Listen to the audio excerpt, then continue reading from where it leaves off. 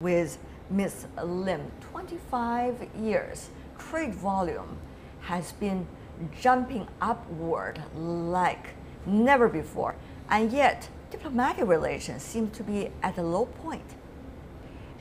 Yes, you're absolutely right. I also searched out some statistic, and according to the current statistic, it looks like our trade volume between the China and the South Korea has jumped up to by like 30, more than 30 times actually compared to the 25 years ago. And not only just this kind of commercial activity, interactions between the two countries, socially, human networks has been widened and deepened too.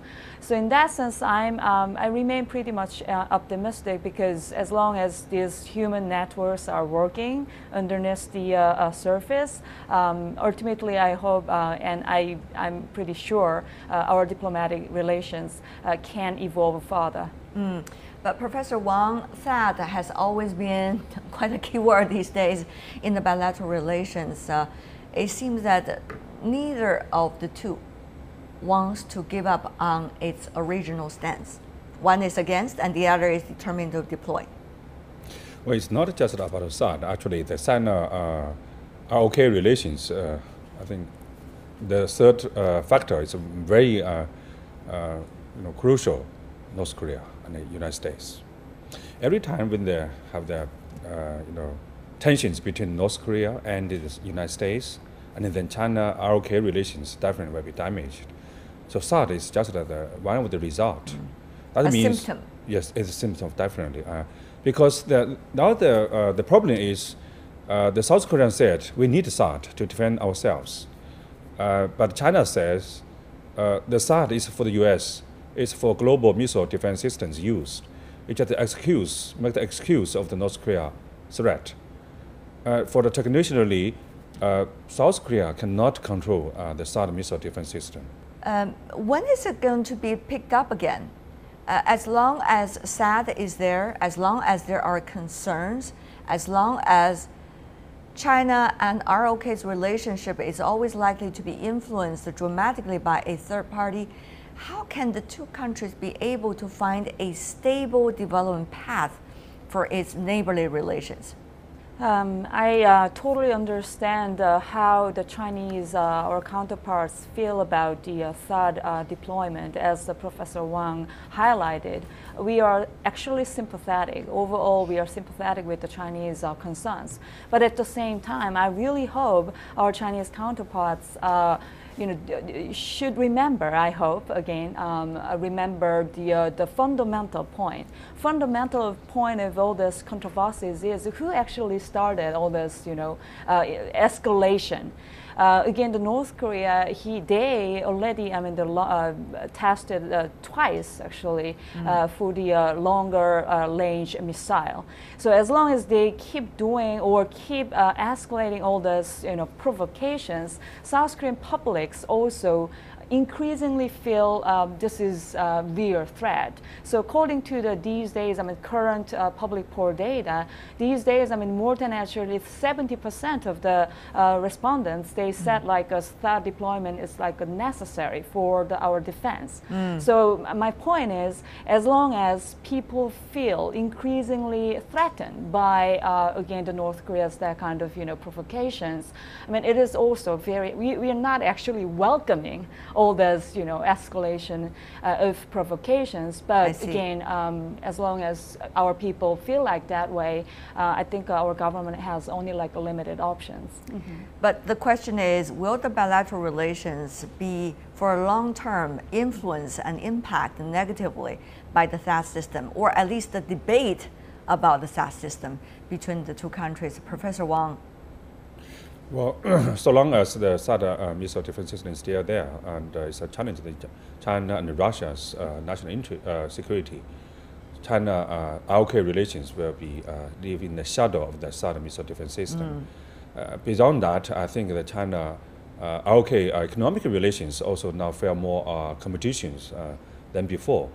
For instance, that the ROK investment in the Chinese market compared to the previous time is not so it's not easy to make profits in Chinese market because there are more competition from the Chinese domestic industries, but also external and overseas market. China and ROK also compete each other, so this can work together, make our relations suffer in the recent years. Can trade and economic ties still be the so-called foundation of the two-country relations?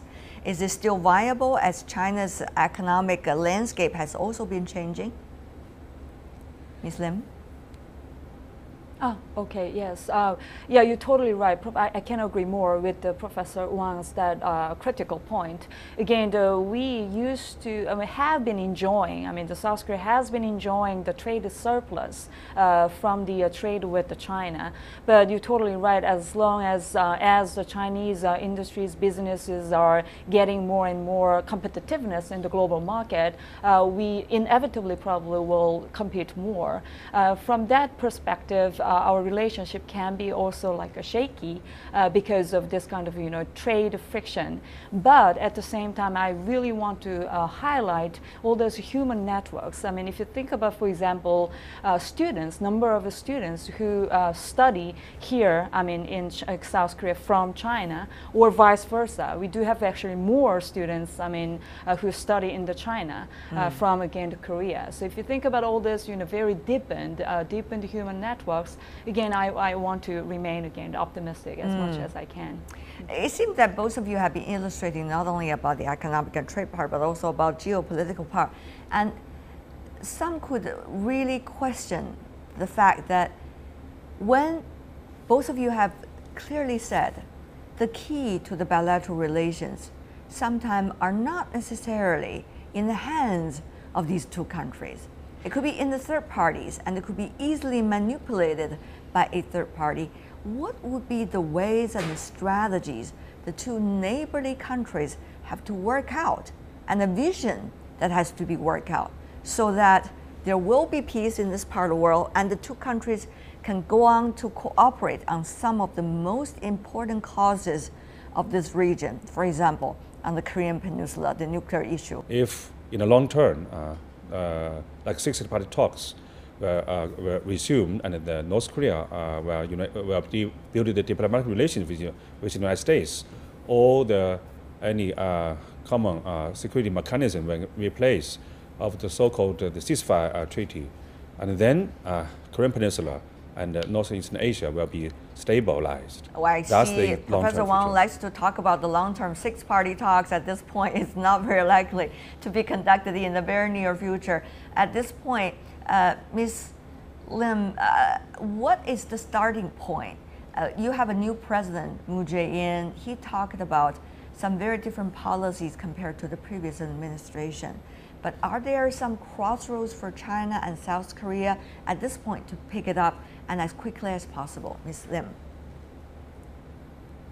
Yes, again, I can't agree more. I think the bilateral relations between China and South Korea, there's almost, I think, no problem. But as you, both of you highlighted several times already, again, the third party factor is sometimes damaging this, very sound relations, sound bilateral relations between the two. Again, the fundamental problem is North Korea's nuclear missile threat. So we really, I think, have to try to solve this problem together, and for that, I think we all, our presidents already have a summit at the G20, but another like a bilateral summit between our two presidents, again, President Xi Jinping and the President Moon, I think it should be done as early as possible. Is there some starting point? Is there some starting point when we talk about presidents meet? Yet they meet, but they have to meet in order to have some kinds of consensus. Where could these consensus be for South Korea and China now in this deadlock? Because right now we are all talking about let's just have the double freeze, for the U.S. and South Korea to freeze the military exercise, and it is not, and for the DPRK to freeze its nuclear system, and it is not. So where is the starting point? I think we already have enough reasons, I mean, to meet each other. I mean, at least between our two presidents. Yes. So who gonna take the initiative? Hopefully, almost simultaneously, if the two presidents can suggest almost simultaneously, it would be wonderful. I don't have a clear, I mean, specific answer for that question, but again, I think there are many reasons already, almost enough reasons already for the bilateral summit between the two presidents. The summit could be conducted, but the question is really about what? Professor Wang, what is your ideas? You know, where is the starting point for China and South Korea? Now we see the military exercises going on between South Korea and the United States. Now we see North Korea and the United States still do not want to see eye to eye about any possibility direct talks in different ways even. Now we see China has been trying to persuade one party, please forget about the joint military exercise, and the other party, please stop the nuclear test so that there will be not more further escalation of tensions. But nobody's listening to China, Professor Wang. So that's reality. So from China's perspective, is there a way to work with South Korea at all on this? Definitely, we should work together because... should is one thing, can is another thing. You know, North Korea issues, I think, challenges not only South Korea's security environment, but also China, definitely. But we also should consider about not just use of the North Korea threat, but in the North Korea's eyes, the U.S. ROK islands, the joint military exercises again and again also is a threat to China, to North Korea. So we should work together to consider about each other. And then there's a hope that in the fall, the President Trump is visiting China. So to be frankly, the China-ROK relations also we should trace back to the big picture like China-U.S. relations. And the United States want to make the many tensions in Northeast Asia to even work together with the trade war with China to want to make a deal with China. That need a ground bargain in the future. Ms. Lim, do you agree with those accusations said by Professor Wang against the United States? Yes, absolutely. Again, I mean, these two countries' bilateral relations has been developing, evolving for the past 25 years, and definitely I do think this relationship will be developing further. We do have lots of this, potential, how would you say, threats, but again, as long as we, both of us, again, think this is the fundamental problem and this is the urgent issue, I think we can work together. Again, from our point of view, the worst scenario will be like a bilateral dialogue between the Pyongyang and Washington, excluding actually South Korea or excluding China, because we are the stakeholder of all this regional dynamics. So I think, again, we really have to work closely together. But another thing is probably a talk between the North and the South. Is there a possibility about that? Well, many people thought that this new administration, Moon Jae-in administration, can have a very different, how would you say, approach toward North Korea. But again, as I briefly just mentioned previously, again, the public opinions about the North Korea has been becoming increasingly actually bad, which means, I mean, most of us actually can't agree that easily with our bilateral talks, two Koreas, that kind of inter-Korea summit or dialogue. And more important thing is the Pyongyang's actually intention is not about that. So as long as they don't actually prioritize all this kind of dialogues with us, I think there can be very small, low possibilities for the kind of bilateral inter-Korean dialogues in the near future. Their priority is one thing. What about the priority of Seoul? I mean, on the one hand, you have this longtime ally called the United States, and it is playing certain roles in the region. You need that. But on the other hand, there is this neighbor which you are increasingly interacting with, as you said, people to people, business and economic, and now more even geopolitical on the Korean Peninsula issue.